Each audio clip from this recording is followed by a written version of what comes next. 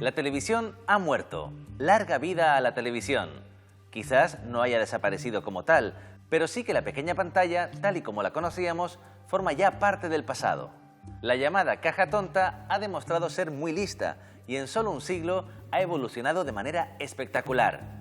Pero ahora mismo se encuentra en un momento crítico, en el que se cierne sobre ella la amenaza de las plataformas digitales. ¿Cómo será la televisión del futuro? ¿Será capaz de convivir con la variada y extensa oferta de entretenimiento surgida en los últimos años? ¿Y seguimos controlando el medio o este ha pasado a controlarnos a nosotros, moldeándonos como espectadores? Es hora de conversar, hora de adentrarnos en el mundo que viene.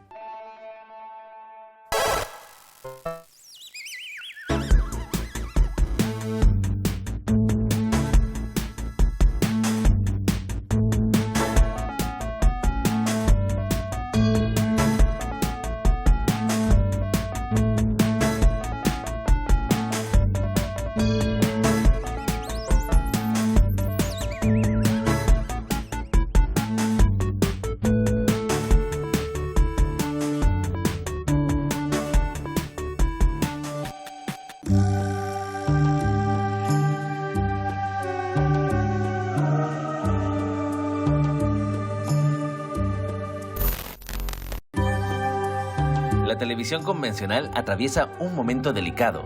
Según un reciente informe del Gabinete de Estudios de la Comunicación Audiovisual, el año pasado se registró en España un descenso histórico, tanto en minutos frente a la pantalla como en el número de televidentes. 206 minutos de media por espectador, la cifra más baja desde 1993. La llegada de las plataformas digitales, unida a otras alternativas de ocio e información, han transformado por completo el panorama audiovisual. La tele es un elemento, para mí, de información y de diversión, o divertimento, entretenimiento. Debería ser, por lo menos las televisiones públicas, también de educación y cultura, pero lamentablemente, si en algún momento eso ahora no se le da mucha importancia, y digo lamentablemente. Pero, claro, la tele, que en un momento fue el aglutinante de las familias, el eje familiar, hace muchos años, porque todos se reunían, sobre todo cuando era Teleúnica, Televisión Española, pues ahora con la pandemia otra vez ha vuelto a ser, pero claro, completamente diferente. Con la irrupción de Internet y de las plataformas ya no tiene nada que ver. Voy a abrir la tapa del televisor para hacerle ver que esto es solo un aparato electrónico lleno de cables, de lámparas y nada más. No, Tal vez. no lo haga. ¿Por qué no? Sería como abrir una catarata de maldad. Aquí dentro está la violencia, la sangre, el horror, la mentira. Todo está aquí, tratando de salir, de invadir las casas. ¿Y cómo crees que esa realidad está cambiando el lenguaje puramente televisivo o lo que entendíamos como el lenguaje televisivo? Bueno, yo creo que la tele siempre ha sido muy reflejo, ¿no? Es decir, cuando hemos sido muy creativos, por ejemplo, en la época de los 80, la televisión era muy creativa. Cuando hemos estado más mediocres, la televisión ha sido muy mediocre. Y cuando estamos perdidos, que igual es ahora, un poco perdidos, pues la televisión también está un poco perdida, ¿no? A mí me hace mucha gracia comparar cómo evolucionaban los premios en el 1, 2, 3 de Chicho Bañez Serrador, porque Chicho Bañez Serrador, cuando empezó el programa, regalaba electrodomésticos. Porque en ese momento de la España de los 70, el mayor premio que te podían dar era una cocina. Y en cambio, acabó dando mucho dinero, ¿no? Y hubo un momento dado que regalaba apartamentos, que era el momento de la especulación, de la construcción, ¿no? Entonces, así la tele nos muestra cómo somos y nuestras necesidades. Yo creo que hay un problema general, no de ahora, sino incluso del siglo pasado, de la televisión española, comparada con la europea. Por ejemplo, los telediarios en Europa se liquidan en 20 minutos, y aquí es 1 hora o 3/4 de hora. Eso es una cosa increíble, y no es de ahora, de los últimos años, sino que una tendencia. Si encima aparecen las redes sociales sustituyendo, es lógico que la audiencia televisiva descienda, porque si lo tengo aquí resumido, ¿a qué viene usted a explicarme si ya soy consciente de ello? El que no sabe de qué va, a lo mejor se forma, pero es difícil que una persona con escasa formación vaya al telediario de las cadenas nacionales. Paco, hace tiempo que cuando hablamos de la tele o la televisión ya no nos estamos refiriendo al mueble, ¿no? Sí, yo creo que también las cuestiones de género han llegado a esto para diferenciar. Una cosa es el televisor y otra cosa es la televisión.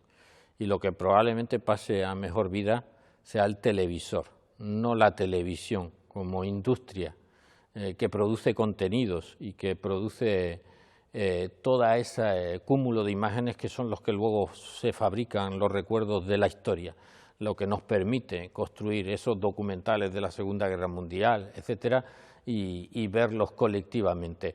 Es verdad que está desapareciendo el electrodoméstico, que de alguna manera era el que dominaba, era el rey de la casa, el que dominaba la conversación y el que generaba esa concentración de la familia en torno a un televisor en el que se compartían los recuerdos. Hoy es verdad que buena parte de lo que cada uno siente a través de esa pantalla empieza a ser más en solitario, entre una pantalla más pequeña, que suele ser la de la tableta o la del teléfono que cada uno tiene, y consume esos recuerdos y genera unos sentimientos bilaterales entre esa pantalla y la persona.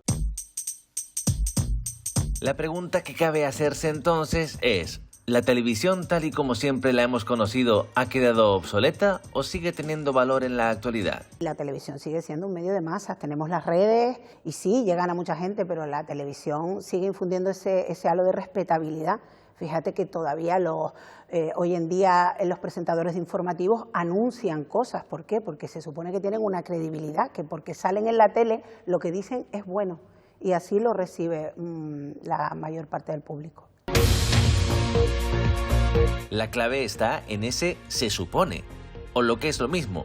¿Mantiene la televisión la misma credibilidad que tenía en el pasado? Porque la proliferación de canales ha hecho que las porciones del pastel sean más pequeñas y la competencia más grande, lo que obviamente repercute en los ingresos.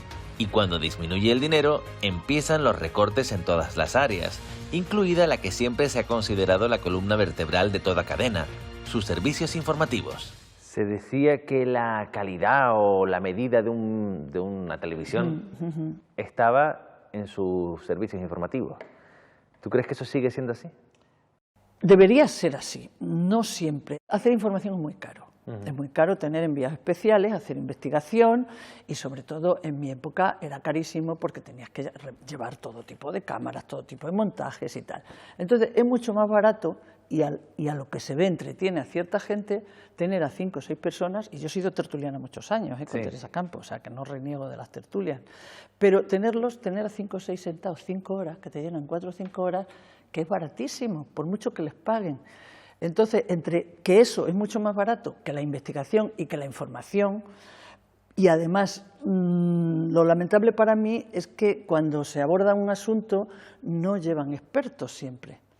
Llevan gente, algunos sí, pero otros no, y entonces manipulan, retuercen, y es una bucle. Llevan todólogos.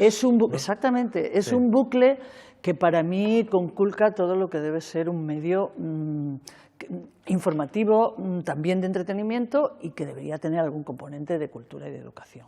Y esto lo seguimos viendo con cada cosa que vivimos, sobre todo en las que nos pillan un poco lejos, ¿no? Cuando empezó la última crisis de Rusia y Ucrania, se decía, oye, estoy viendo demasiado tertuliano, que además pues ayer me estaba hablando de la pandemia o del volcán de La Palma, y estoy viendo a poca gente sobre el terreno en Ucrania contándome el tema. Esto es lo que te quería decir, que llaman a supuestos expertos, todólogos, como tú muy bien has dicho, pero luego los expertos de verdad brillan por su ausencia porque o es más difícil localizarles, es mucho más fácil tener estos que digo que yo he estado 14 años con Teresa Campos entre Telecinco, he estado en las tertulias de Concha García Campoy, que la pobre no duró mucho, murió, he estado con Boris Izaguirre, es decir, que he estado mucho, pero tenían otro sentido. Se supone que para cada cuestión que había que abordar nos llevaban alguno que supiera, a mí siempre me llevaban para la política. Hombre, si se terciaba un asunto, política interior y exterior, si se terciaba un asunto social, pues yo tenía un cierto raciocinio, una cierta información y podía contarlo. Pero no me llevaban para hablar de la pandemia, del fondo de la pandemia. Yo podía decir cómo se ha abordado la pandemia desde un punto de vista del gobierno, de las comunidades, eso sí, tengo una opinión y una información, pero no puedo contarte en qué consiste ni nada. Y ahora se está incurriendo mucho y a mí me da mucha pena porque todo por la audiencia no puede valer. Y estamos en eso, en todo por la audiencia. Entonces ya no hay tanto dinero y, como digo, el pastel hay que repartirlo, pero claro, la calidad y la información buena lamentablemente no van unidas a la audiencia. A la audiencia parece que le interesan más otras cosas, más superficiales, más... Pero claro, si a los ciudadanos le estás dando pan y circo, pues es muy complicado que te pidan otra cosa. Fidelidad de sonido, Schneider. Profundidad de imagen, Schneider. Schneider. Calidad y elegancia, Schneider. Cuando solo existía una televisión, podía haber 17 millones de españoles viendo un Estudio 1 con una obra de teatro como 12 hombres sin piedad, y que hoy ese tipo de audiencias solo las consiguen Grandes Hermanos y cosas parecidas. Somos nosotros los que tenemos una responsabilidad, y somos nosotros los que tenemos que demostrar que se pueden conseguir grandes públicos sin tener que rebasar ese pan y circo también originario del Imperio Romano, en el que tenían que terminar las bestias devorando a las personas para que hubiese espectáculo, ¿no?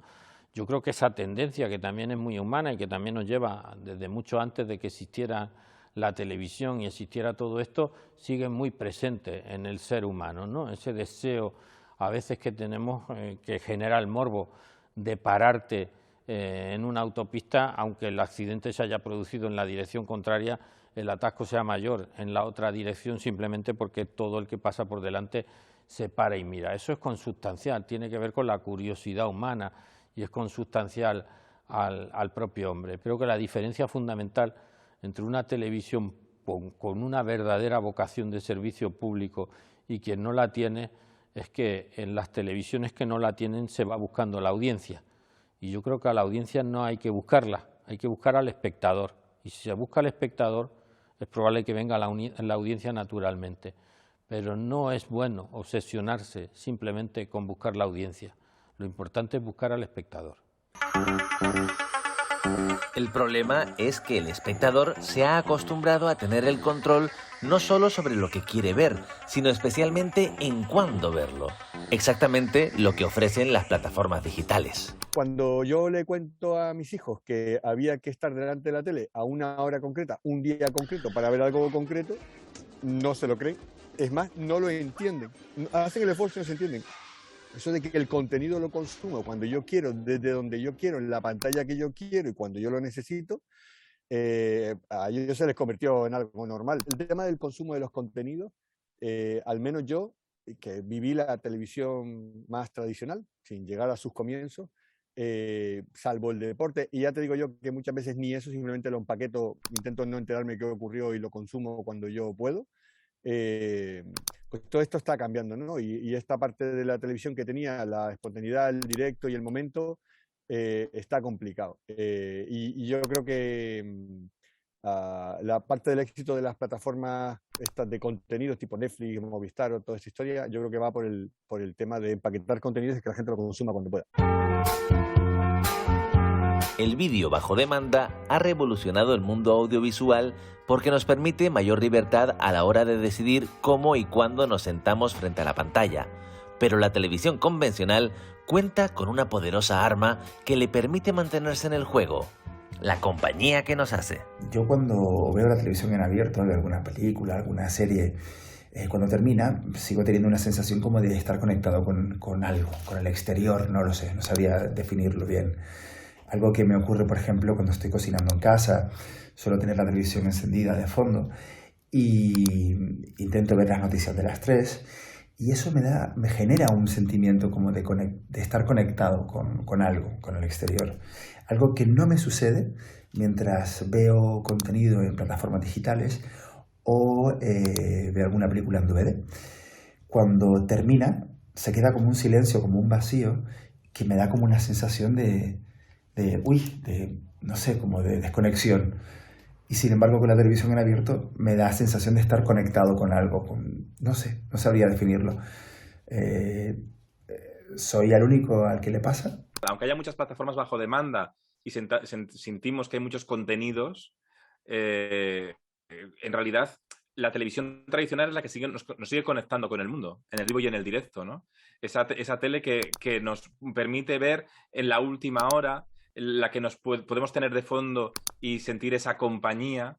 Yo recuerdo siempre que Gloria Fuertes, la gran Gloria Fuertes, decía que en su salón tenía 2 televisiones, porque en la soledad que sufría, la televisión le hacía muchísima compañía, ¿no? Pues al final la televisión nos acompaña en el día a día con sus referentes, con sus prescriptores, con sus autores, y eso es muy bonito y eso no va a tener nunca fecha de caducidad. Además, las cadenas generalistas cuentan con un inesperado aliado, su programación inamovible. El hecho de que las plataformas digitales tengan tanto entre lo que escoger, curiosamente, hace que a veces los espectadores, que se sienten saturados por el exceso de oferta, opten por sintonizar su canal de toda la vida, ese que ya está eligiendo por ellos. El espectador sí que a veces se aturulla porque siente que tiene mucho contenido, pero en realidad tampoco tiene tanto, pero se aturulla porque hay mucho contenido parecido incluso. Entonces hay que discurrir qué ves. Y a veces por eso a la gente acaba yendo a volver a ver Friends, ¿no? Friends en las plataformas bajo demanda es lo más visto. O sí. Aquí no hay quien viva, o La que se avecina. ¿Por qué? Porque tienes tanto que ver que vas a la nostalgia reciente que sabes que no te va a defraudar.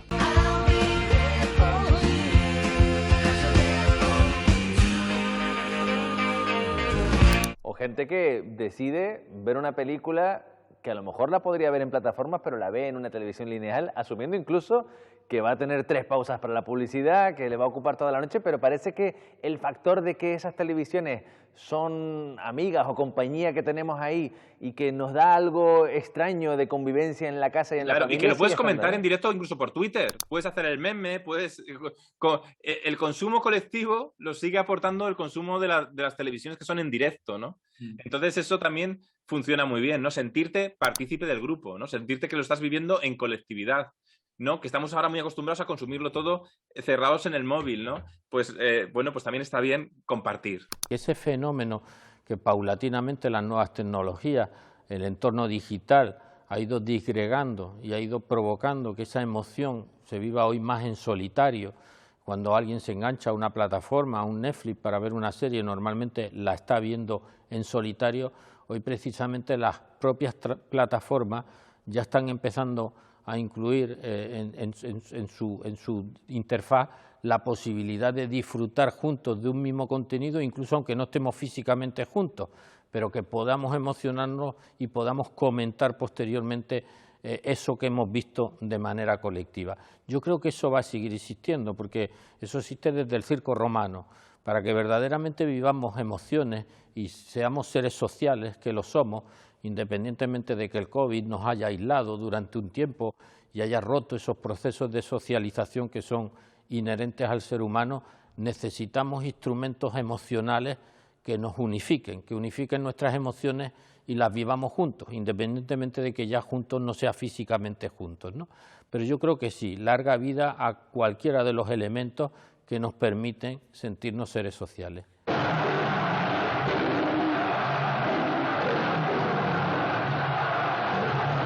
Parece que la televisión podría desaparecer porque ahora lo consumimos todo inmediatamente, pero también tenemos tantos contenidos inmediatos que en vez de buscar qué serie poder ver nueva temporal, siempre te puedes conectar a un canal como La 1, Antena 3, la Televisión Canaria, en directo, que te va a contar lo próximo, lo que está pasando en el día a día, y en cambio Netflix te va a contar algo mucho más atemporal, ¿no? A no ser que cambien el chip, pero en general Netflix no deja de ser un videoclub online que tiene muchísimo contenido, pero que no te cuenta el día a día, ¿no? No está en el día a día, tan en el día a día como las cadenas tradicionales. Acaba de producirse la erupción volcánica en la isla de La Palma. Dicho de otro modo, mientras las plataformas digitales buscan la universalidad atemporal, las cadenas generalistas nos conectan en directo con el mundo que nos rodea.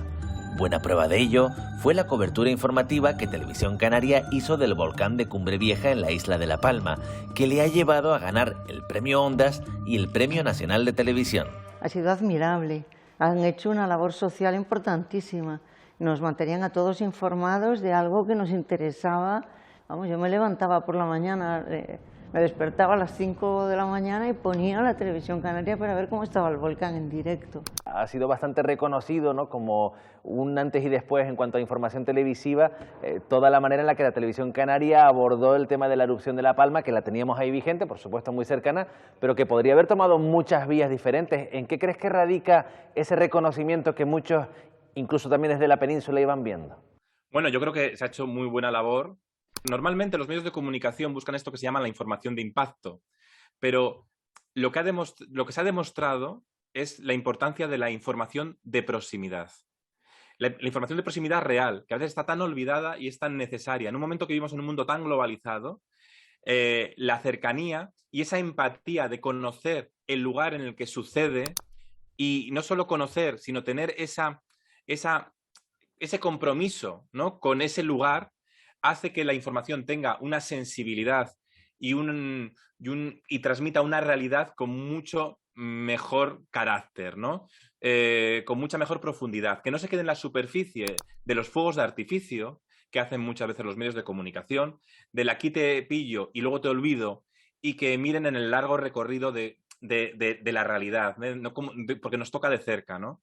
Por eso es tan importante las televisiones de proximidad y la información de cercanía, porque al final somos lo que nos toca de cerca. Como servicio público, en esta casa en la que ahora se nos ve, Paco, hubo un antes y un después en el gran reto de contar la emergencia de la erupción del volcán, ¿no? Y mucha gente se sorprendía, digo, respecto a eso de que algunos se olvidan, a lo mejor, para qué tendría que estar una televisión pública. Muchos se sorprendían, pues, el hecho de que esa decisión clave y reconocida y aplaudida por tanta gente de ceder las imágenes gratuitamente, por ejemplo, del volcán, ¿no?, por parte de la televisión canaria. Yo creo que es una confluencia.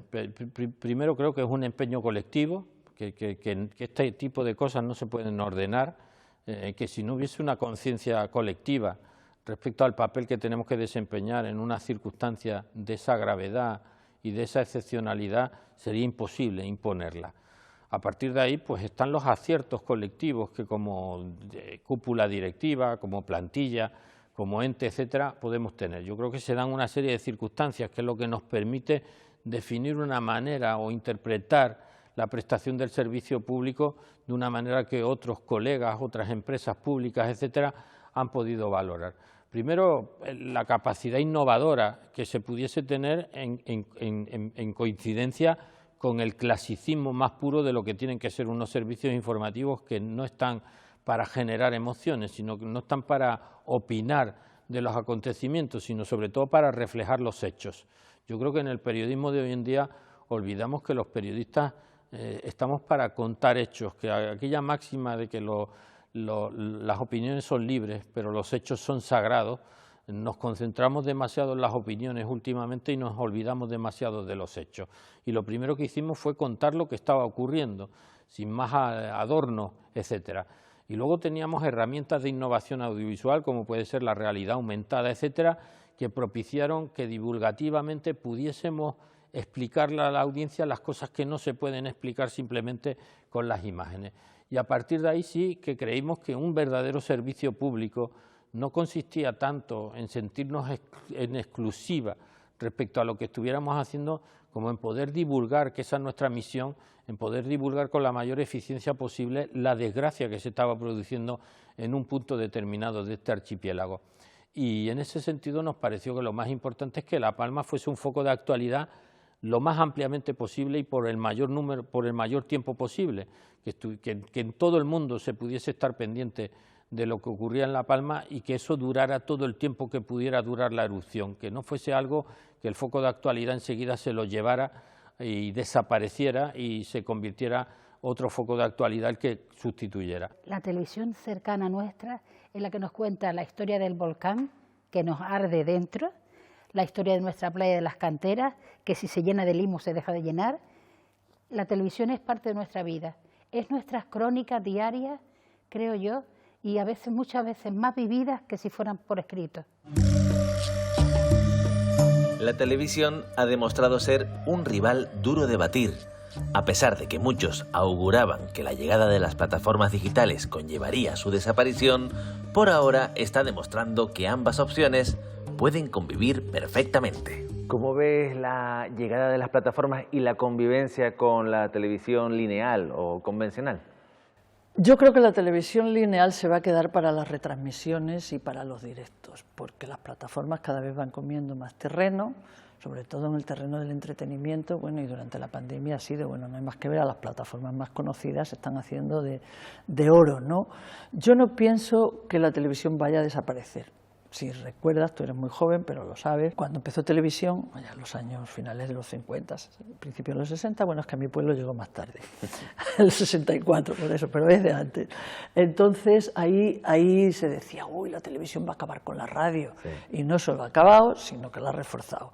Con Internet también decía, va a acabar con la televisión.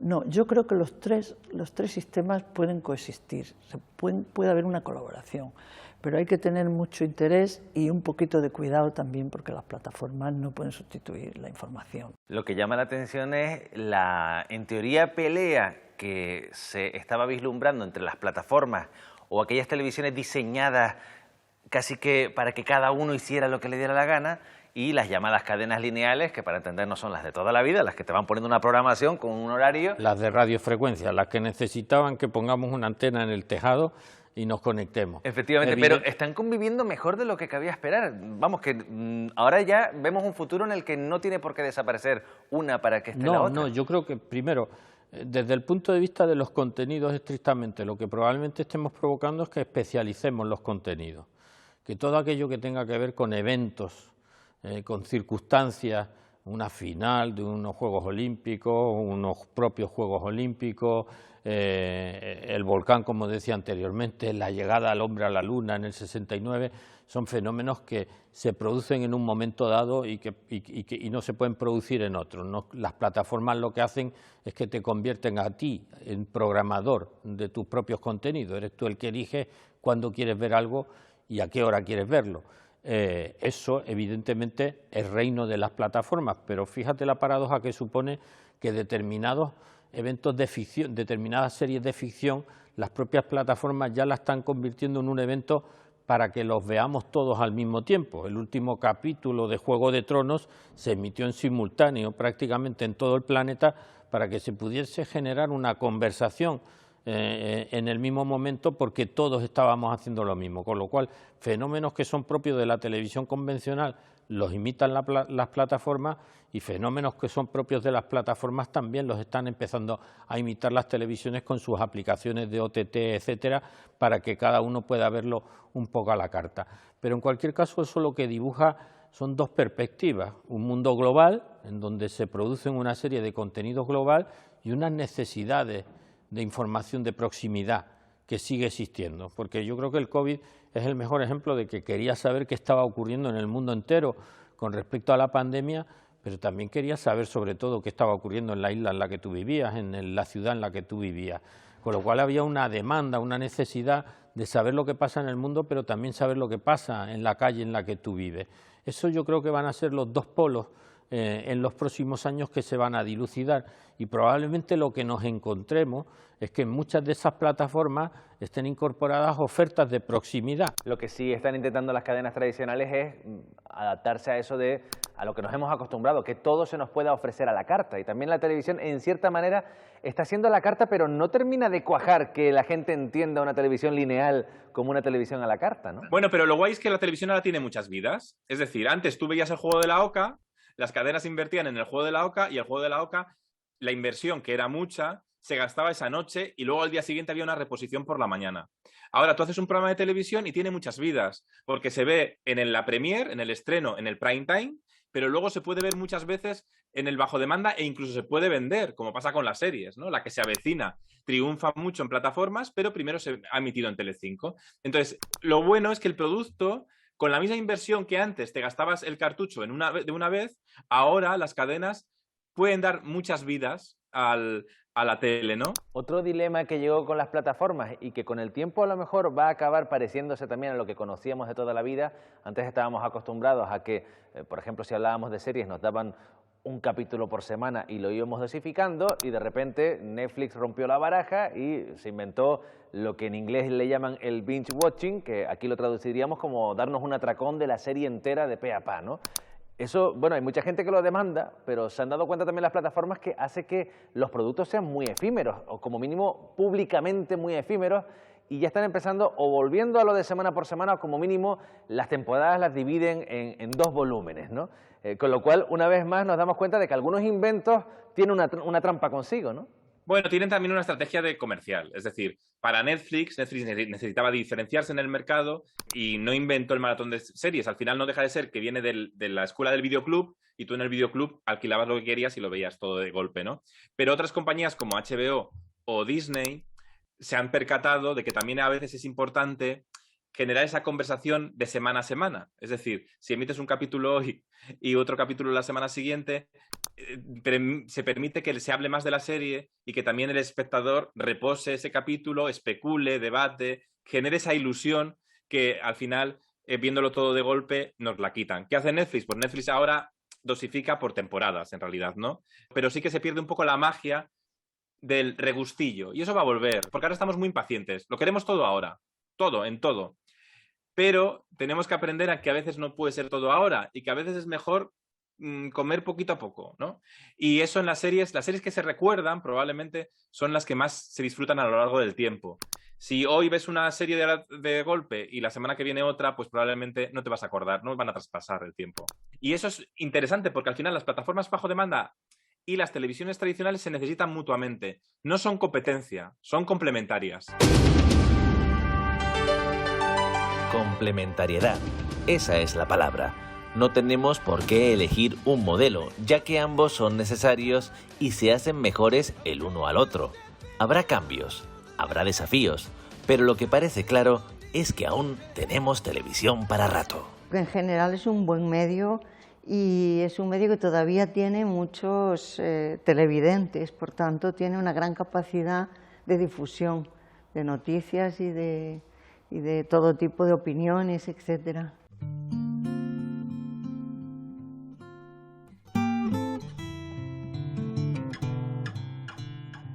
Sin duda la televisión ha cambiado en los últimos años. Antes era la única ventana al mundo, una ventana que convocaba frente a ella a familias enteras. Hoy ha perdido esa hegemonía frente a Internet y lucha por encontrar su lugar.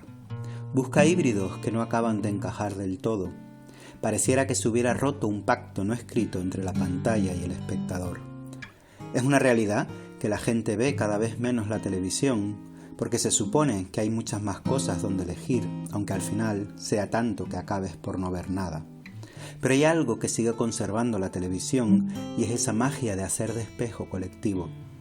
La televisión que viene tendrá que apelar a lo colectivo si quiere sobrevivir. Tendrá que dejarse de zascas, de burlas, de ruido, de gritos, de épica. La televisión que viene tendrá que escuchar y quedarse en silencio y dar prioridad a las palabras para que las personas que la miran se vuelvan a enamorar.